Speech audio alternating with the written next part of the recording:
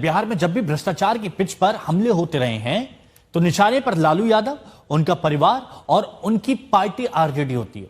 लेकिन चुनाव से पहले इस बार जेडीयू को भी सवालों के बाउंसर का सामना करना पड़ रहा है। प्रशांत किशोर ने नीतीश के मंत्री अशोक चौधरी पर भ्रष्टाचार के आरोप लगाए, लेकिन बड़ी बात यह कि जेडीयू उन आरोपों का खंडन नहीं कर रही। कह रही है कि मंत्री को जवाब देना चाहिए। लालू राज, जंगल राज, भ्रष्टाचार, बिहार में एनडीए इन्हीं मुद्दों पर महागठबंधन की घेराबंदी करता रहा है।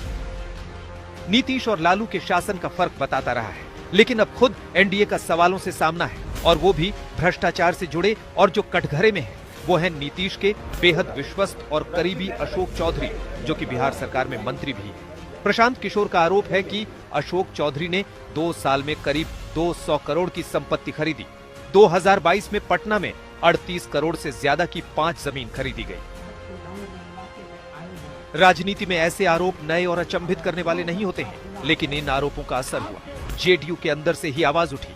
जेडीयू के प्रवक्ता ने आगे आकर कहा कि जिन पर आरोप लगे हैं उन्हें जवाब देना चाहिए। आप बता दीजिए, अगर गलत है तो बता दीजिए, प्रशांत किशोर गलत बोल रहे हैं, इन पर केस कर दीजिए हम पर। आप मंत्री हैं, अपने पीए के नाम पर आपने जमीन खरीदी 2019 में, फिर 2 बरस के बाद उसी जमीन को बिना पैसा दिए अपने बेटी के नाम पर ट्रांसफर करा लिया।